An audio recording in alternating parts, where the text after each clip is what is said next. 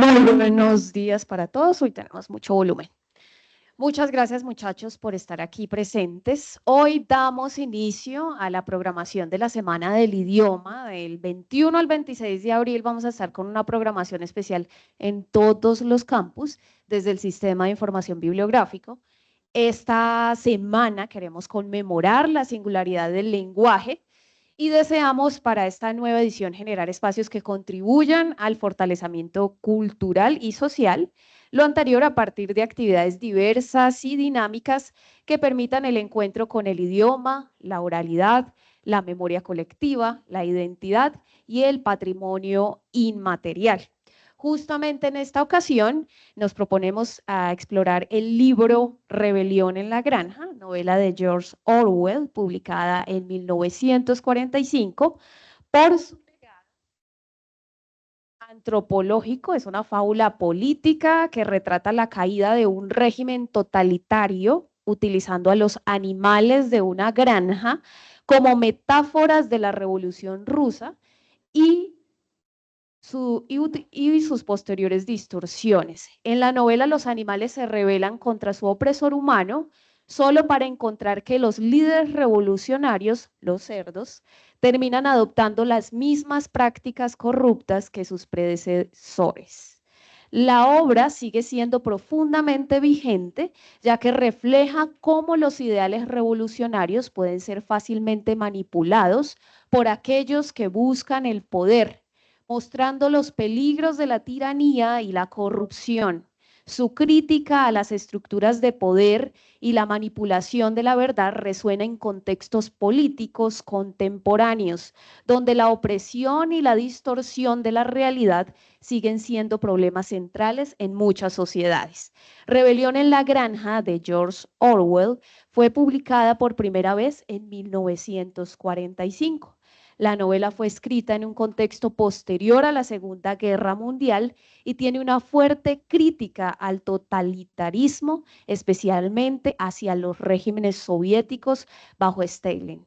Aunque Orwell completó el manuscrito en 1944, la obra no encontró un editor dispuesto a publicarla de inmediato debido a su contenido político. Finalmente fue publicada por Secker en el Reino Unido en agosto de 1945. En los Estados Unidos, la obra fue lanzada en 1946 tras superar ciertas restricciones de censura.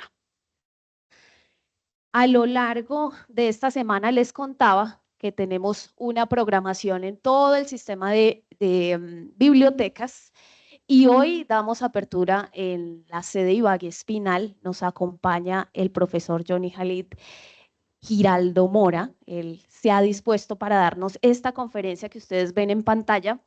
Se llama Rebelión en la Granja, una visión jurídico-penal más allá de las letras. El profesor Johnny es abogado especialista en Derecho Penal, candidato a magíster en Ciencias Penales, profesor investigador de la Universidad Cooperativa de Colombia, justamente de esta sede, director del semillero Academia de Becaria, conferencista internacional en asuntos penales, analista jurídico, Focus Noticias. Entonces le damos una bienvenida a nuestro profe Johnny, que se ha dispuesto para darnos esta reflexión en base a su conocimiento y experiencia. El micrófono es suyo, profe. Muchas gracias, Jennifer. Un buen día para todos y para todas. Para mí es un gusto poder compartir ese espacio con ustedes. Me siento privilegiado por formar parte de este lindo evento, la Semana del Idioma. Y como lo decía Jennifer, pues estamos precisamente explorando esta importante obra de George Orwell y cómo la misma tiene ese enfoque de crítica a lo que en su momento había pasado después de esta Revolución Rusa, 1917, y como fue escrito, como también lo indicaba Jennifer, durante la Segunda Guerra Mundial. Los que están aquí presentes, muchos de ellos han sido estudiantes. Para mí es un gusto poder verlos en este espacio. ¿Han leído ustedes esta obra? Pueden levantar la mano, por favor, si alguno la ha leído, la conoce. Sí, no, perfecto. Aprovecho de paso para saludar a todas las personas que nos acompañan en las diferentes sedes a nivel nacional, estudiantes, profesores de esta bella casa de estudios. Sin más preámbulos, vamos a iniciar. Tenemos entonces, un momento, ya revisamos un tema aquí de la presentación, la obra. Como les decía, George Orwell escribe La rebelión en la granja en el año 1945. Y esta obra, estudiantes, resulta muy interesante para conocer lo que son los sistemas de gobierno, para conocer lo que es el poder y cómo influye en la sociedad. Vamos el día de hoy a abordarla desde un enfoque del derecho penal.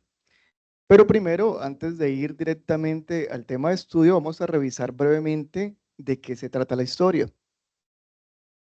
Tenemos entonces que esta historia comienza con una granja donde como ustedes se pueden dar cuenta, los animales se reúnen, es convocada esta reunión por el cerdo que ustedes ven en pantalla, comandante era el nombre de este cerdo, y este cerdo ya está llegando al final de su vida. Está ya en esa fase culminando lo que es su existencia y comandante dice que antes de morir, él quiere dejarles, de cierta manera, un legado. Quiere dejar en ellos una idea. Esa idea es la rebelión. La rebelión, ¿por qué, muchachos?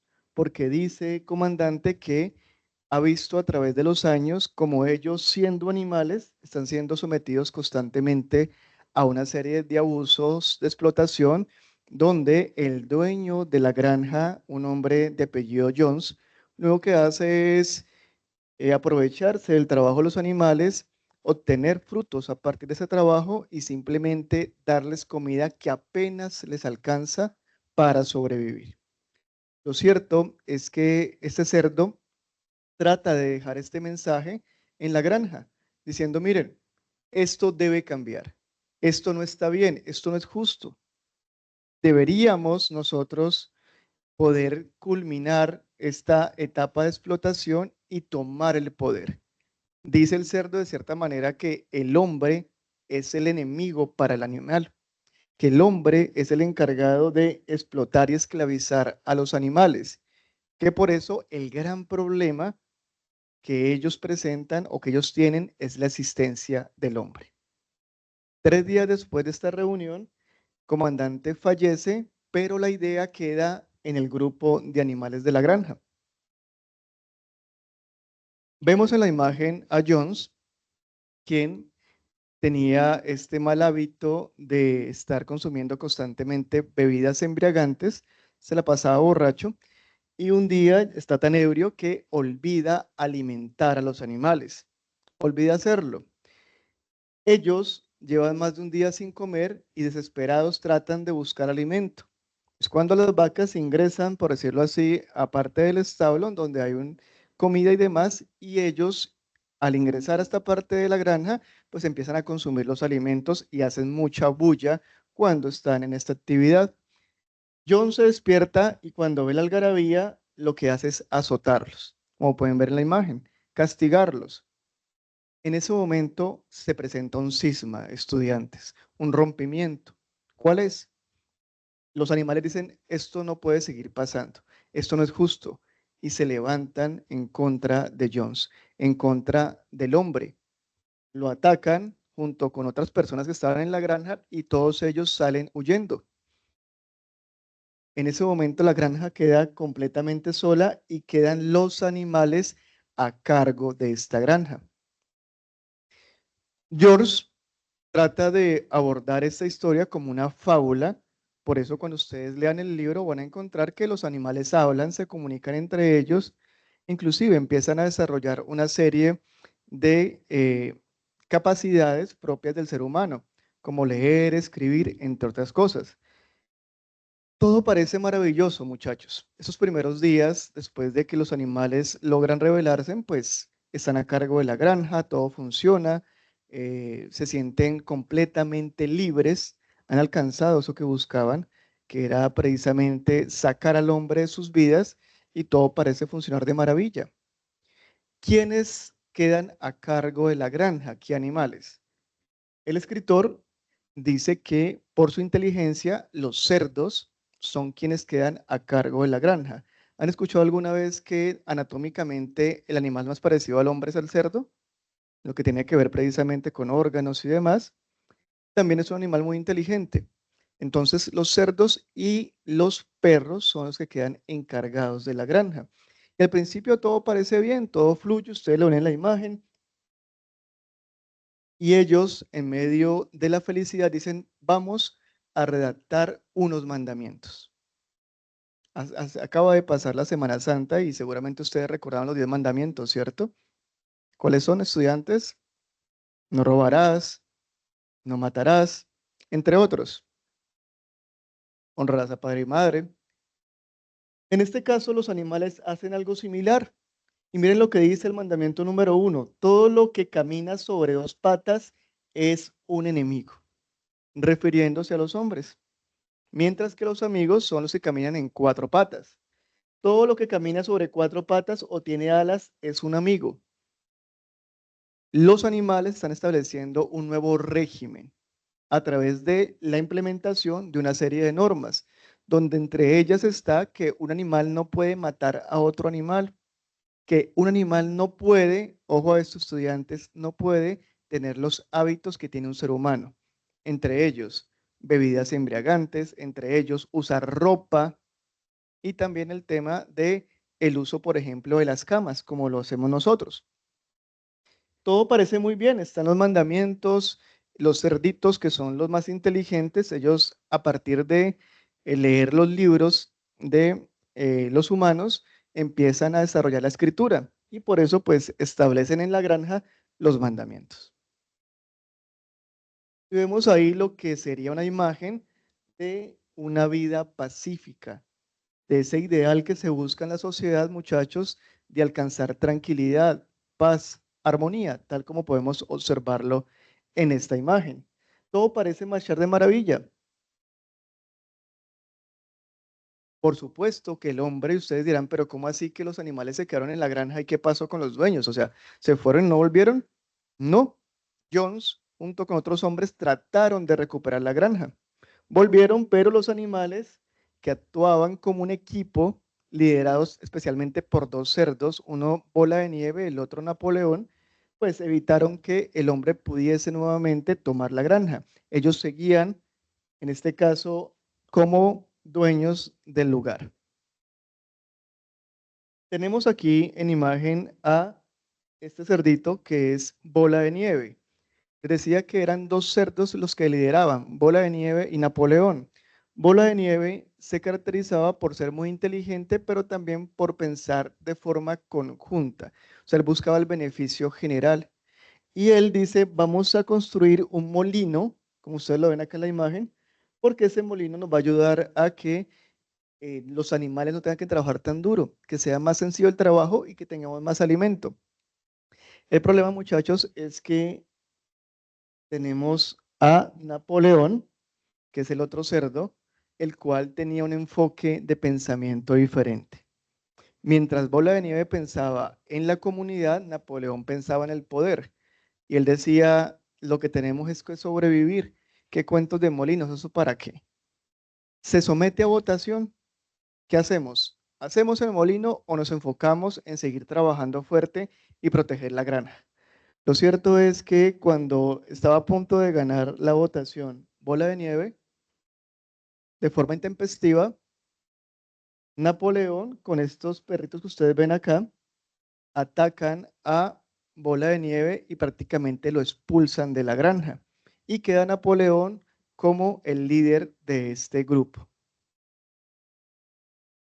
Como vemos acá, ya el tema del liderazgo ha sido asumido por Napoleón, tiene a los perros que lo protegen y este otro cerdo de nombre Chillón, que es quien constantemente le comunica a los animales de la granja las decisiones de Napoleón y por qué, desde su perspectiva, son lo ideal para esa comunidad.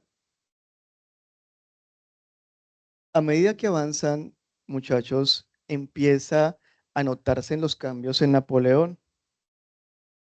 Se inclina junto con los cerdos a buscar el beneficio propio. Ya no se pensaba en los animales de la granja como un grupo, se pensaba en los cerdos como aquellos animales inteligentes que tenían que tener mejor alimentación, mayores beneficios comparados con los otros animales. Vemos acá una escena que es muy triste, donde este caballo, quien es uno de los protagonistas de la historia, el que más trabaja, el que más se esfuerza por lograr construir el molino, lamentablemente ya está muy enfermo por tanto sacrificio y cómo los demás animales tratan de ayudarlo. Sin embargo, los cerdos siguen creciendo en ese amor por el poder, en ese amor por dominar todo lo que sucede en la granja. Y de cierta manera estudiantes empiezan a utilizar a los otros animales, utilizarlos a su conveniencia y cada vez a restarles o quitarles mayores posibilidades de beneficios. Y esta imagen que ustedes ven donde ya hay cerdos utilizando ropa de humanos, en esa imagen vemos cómo ese poder en cabeza de los cerdos va consumiéndolos y va precisamente afectando ese ideal que tenía en algún momento de servir a la comunidad, de servir a la granja. Y ya prácticamente están tomando el rol de lo que tanto odiaban, de lo que tanto rechazaban. ¿El rol de qué? ¿Qué parecen aquí esos cerdos, estudiantes? ¿Que fueran qué? Humanos, ¿cierto? Poco a poco se van se van convirtiendo en lo que tanto criticaron. Esta es una de las escenas de la parte final del libro, donde están reunidos cerdos con humanos jugando cartas y donde los animales, aquí vemos a uno asomado por la ventana, ya no logran distinguirlos, ya no saben quiénes son hombres o quiénes son cerdos. Vamos ahora a analizar la novela desde el ámbito penal. Y para poder entenderla de una mejor manera, vamos a traer a colación esta situación. ¿Ustedes qué pueden ver acá en la imagen? ¿Qué sería esto, muchachos? ¿Qué le están haciendo a esa persona que se ve ahí en la imagen? Lo están torturando, ¿cierto? Lo están torturando, está en medio de una ejecución y los que han estado conmigo en clase seguramente conocen la historia. Quien ustedes ven en pantalla, este hombre que está siendo ejecutado, se llamaba Damiens. Ese hombre vivió a mediados del siglo XVIII en Francia y ese hombre trató de asesinar al rey de la época, Luis XV. Y como consecuencia de ese intento de asesinato, nuestro ordenamiento sería un homicidio en grado de tentativa. Este hombre es condenado a muerte y muchachos, no solamente es condenado, sino que la ejecución, según lo ordenó el rey, debía ser muy dolorosa, tal como ustedes lo ven. Y esta situación de este tipo de castigos, de malos tratos, de tortura, podemos asimilarlo en temas de derecho comparado con lo que hacía Jones, el dueño de la granja, lo que hacía con sus animales. Los maltrataba, los castigaba y también los sacrificaba. ¿Qué pasa con los cerditos por allá para la época de fiestas? ¿Han escuchado el sacrificio de un cerdo?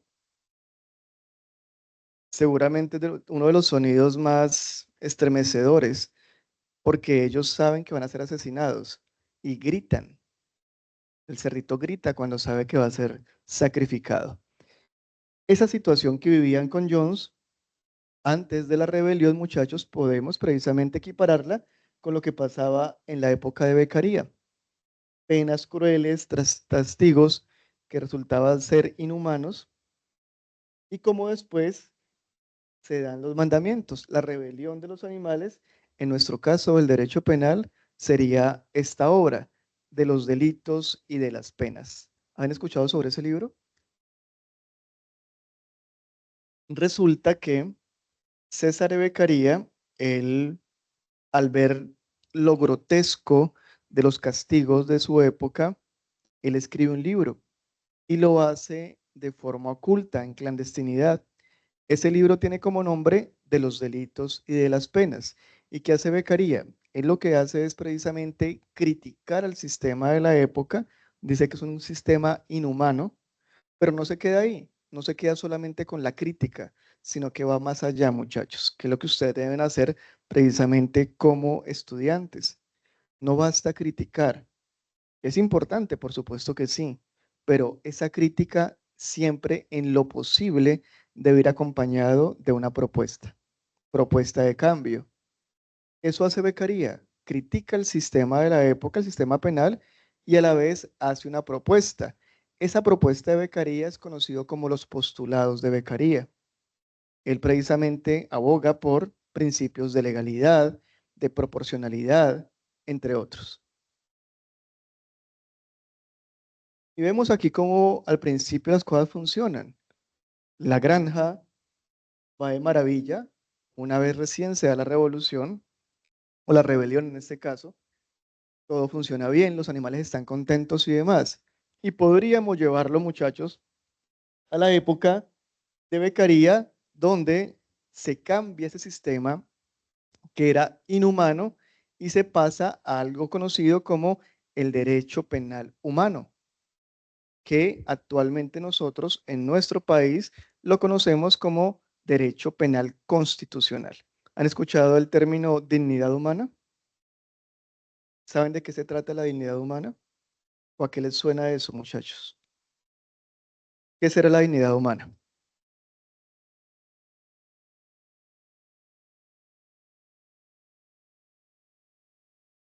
¿Recuerdan cuando iban a enviar unas personas, ciudadanos colombianos a nuestro país que estaban en Estados Unidos por un tema de migración? Y que el presidente dijo, no, yo no lo recibo así porque vienen encadenados y eso afectaría su dignidad, ¿lo recuerdan? El tema de la dignidad humana va más allá, muchachos. Decía Kant que la dignidad humana es precisamente el hombre, la persona, un fin en sí mismo y que no puede ser, por ende, utilizado, instrumentalizado para alcanzar un fin, porque eso sería cosificarlo. Entonces, cuando hablamos de que se vulnera la dignidad humana, es que se está cosificando al hombre, a la persona. En este caso, pensemos que ya está funcionando el nuevo sistema y todo parece ir de maravilla. Hasta ahí todo perfecto. Diríamos, bueno, qué bien, así como en la historia parece que esa rebelión era lo que necesitábamos, que ese nuevo orden era lo que se esperaba. Pero luego viene la confrontación. Tenemos una imagen a la izquierda. ¿Qué será esto, estudiantes? ¿Una qué? Una guerra, así es. La Segunda Guerra Mundial. ¿Saben en qué más o menos época se presentó ese conflicto bélico? Bien, ¿y hasta qué año fue, David? Hasta 1945. ¿Qué país fue derrotado? Alemania. ¿Qué países ganaron la guerra?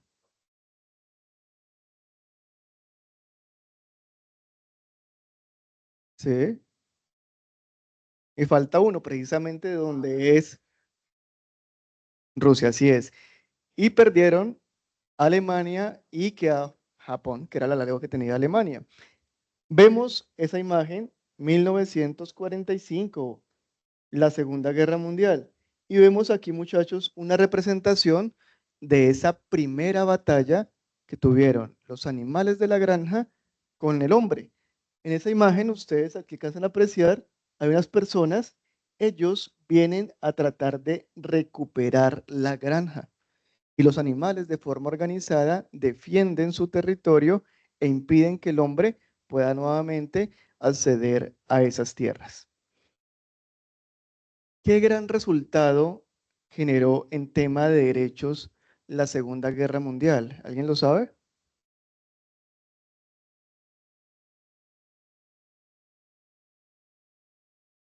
Sí,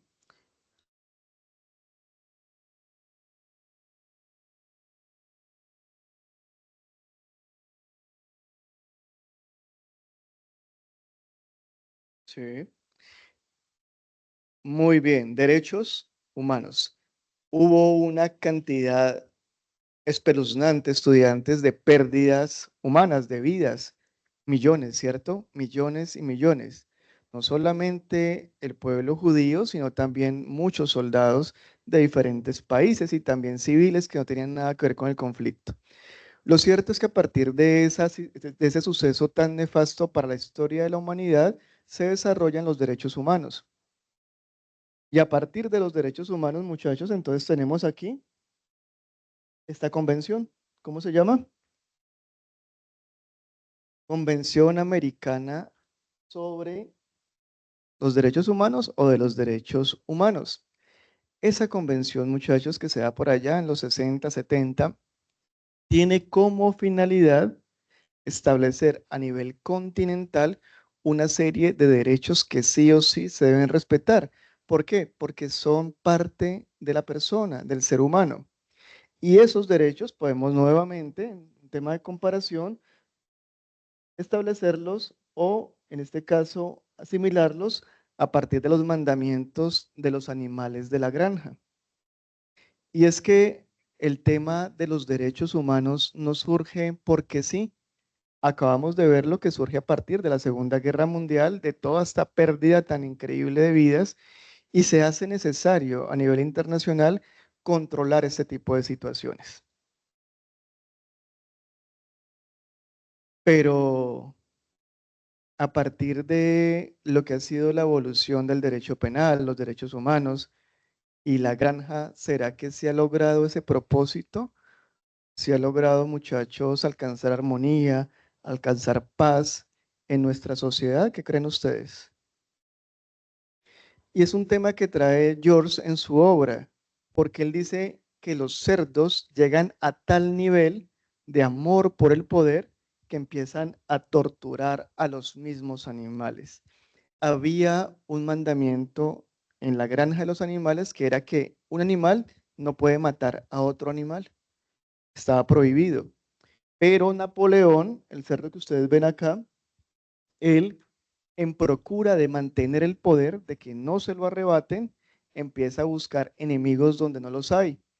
Y todo lo malo que pasa en la granja por una mala administración, temas de comida y demás, él empieza a culpar, ¿recuerdan a Bola de Nieve, el que les dije que había sido expulsado por los perros? Bola de Nieve nunca más aparece en escena, nunca más aparece.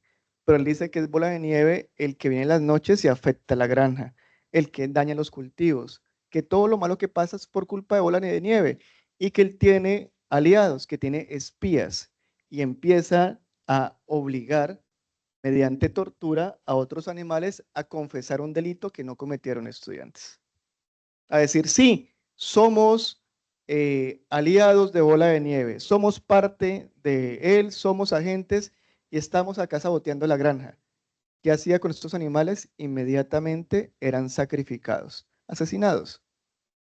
Nuevamente, eso que tanto ellos habían criticado en el hombre, ahora ellos como animales lo estaban haciendo. Pasa en nuestro ordenamiento, muchachos, ¿será que hay personas que torturan o que son torturadas para que reconozcan la comisión de un delito? ¿Qué creen ustedes? Para hablar de un caso relativamente, bueno, pasó hace algunas décadas, pero se puede considerar reciente, en Londres, en el 70, se colocaron unos artefactos explosivos, un atentado terrorista, y eso dejó un saldo de unos 6, 7 muertos. ¿Han visto esos buses rojos de 2 pisos que son tan característicos de Londres? En uno de ellos colocaron una bomba y pues murió una cantidad de personas. ¿Qué hicieron en ese caso? Una cacería de brujas. A través de una figura conocida como estado de excepción o estado de emergencia, se le permitía a la policía capturar por simple sospecha y tener a las personas capturadas más de 2 semanas sin ser llevadas ante un juez. ¿Qué pasaba en esas 2 semanas? Interrogatorios, torturas, y hubo una serie de personas que reconocieron ser los terroristas siendo inocentes. ¿Pasó, muchachos? Sí. Uno creería que es imposible que alguien diga, yo coloqué una bomba siendo inocente, pero la tortura psicológica y física llega a tal punto que la persona inocente termina confesando algo que no hizo. Eso lo decía Beccaria, lo vemos aquí en el tema de las torturas, y pasó en la granja. Empieza, muchachos, nuevamente a corromperse el sistema. Eso que nace como una idea libre, bonita, agradable, con el pasar del tiempo y con el poder en las manos de los cerdos, empieza a mutar. Y vemos acá, muchachos, una imagen del libro, el cerdo con un látigo, los animales trabajando fuertemente, completamente desnutridos, sin comida. Y acá vemos una imagen real, ¿cierto? ¿Han visto esa imagen? Y esto debo decirlo con inmenso respeto. Seguramente a lo largo de nuestras diferentes sedes habrán personas que estén o no de acuerdo con cierto tipo de gobierno de Centroamérica. Algunos dirán, me parece muy bien, otros no. Es un tema respetable, pero empezamos a ver, muchachos, cómo de forma anacrónica se están otra vez aplicando situaciones que en el pasado hicieron muchísimo daño, afectaron muchísimo a la humanidad y se están aplicando bajo una nueva ideología, donde se dice que personas señaladas de cometer un delito, pues no tienen derechos.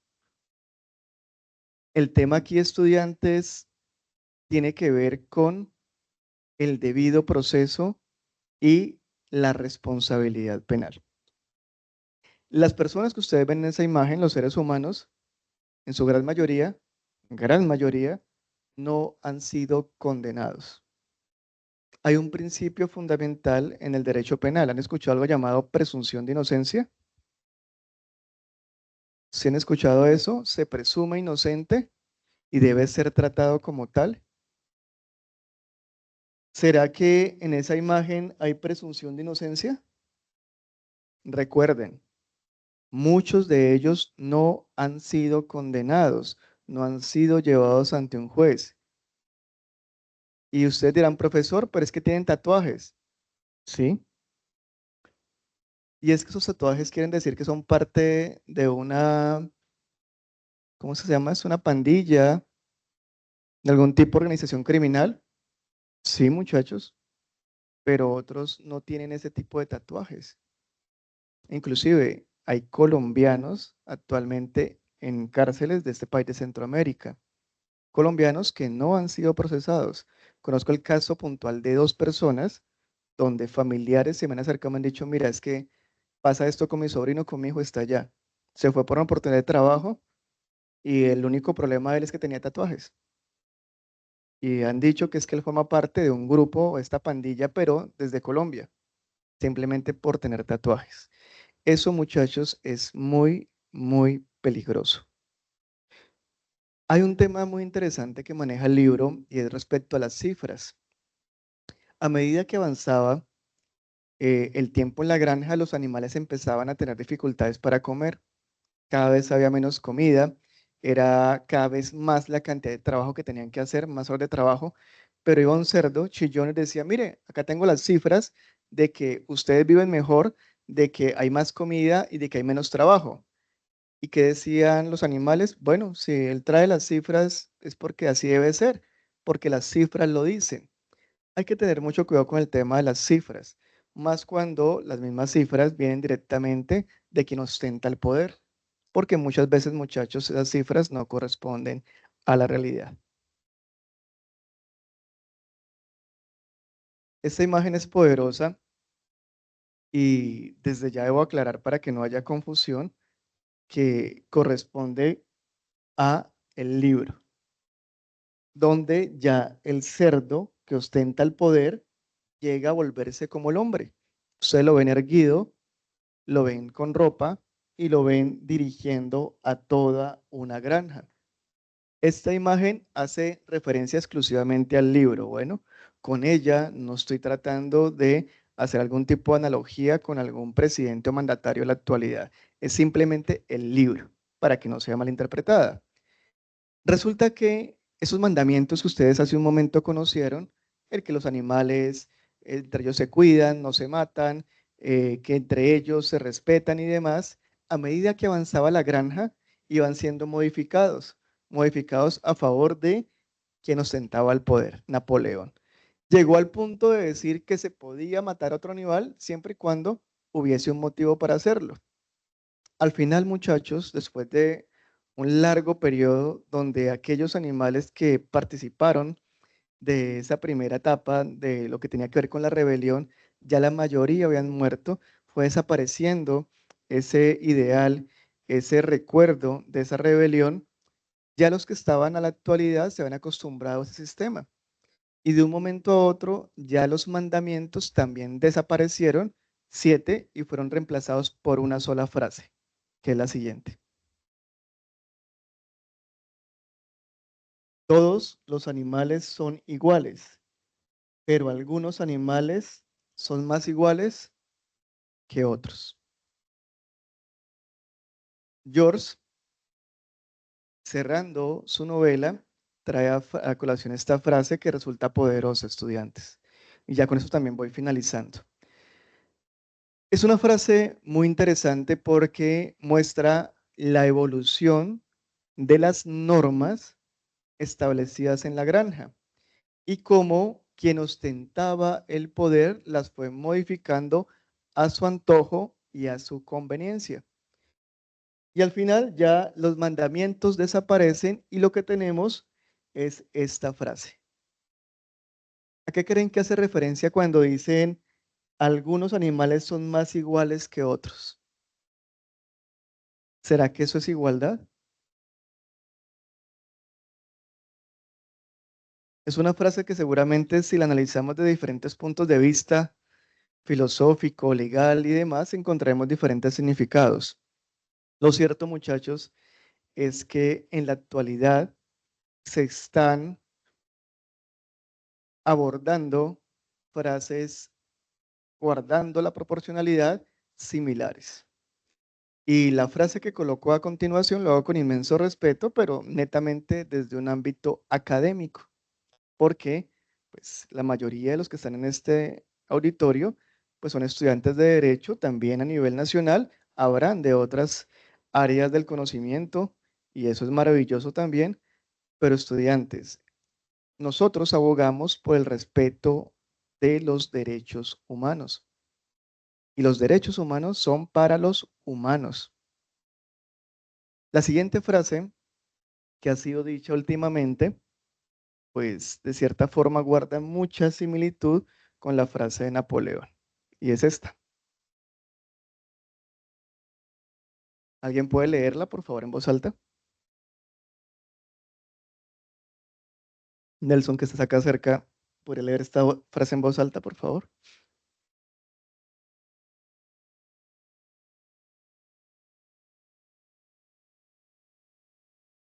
Estudiantes, han sido siglos de una lucha inmensa, no solo desde la academia, sino también desde la política, desde las comunidades para alcanzar igualdad, para alcanzar el respeto por los derechos humanos. Ustedes ya lo vieron, guerras y demás.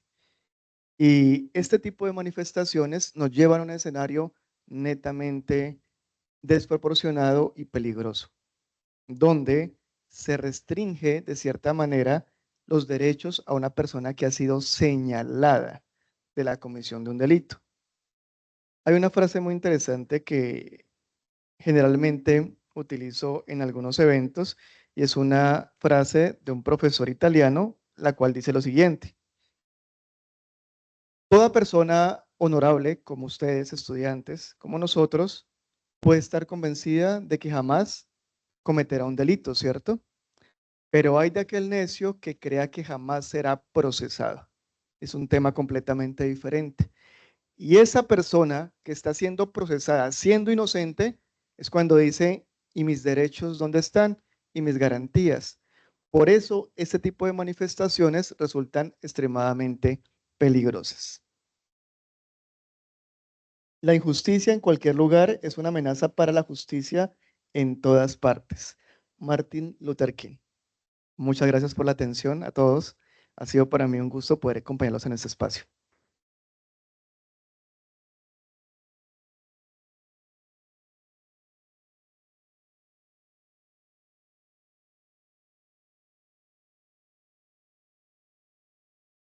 Muchas gracias, profe, por su disposición y por toda la reflexión compartida. A ustedes también, muchachos, muchas gracias por su atención y participación. Les hemos estado pasando un QR para que por favor nos colaboren con el diligenciamiento de la asistencia. Esta asistencia tiene también un formulario que permite también medir sus percepciones frente a las actividades que vamos detonando. La actividad que deben seleccionar es Semana del Idioma. Semana del Idioma, porque les va a aparecer una lista bastante larguita de todas las actividades que detona la biblioteca. Y pues es muy importante que puedan consignar ahí sus percepciones.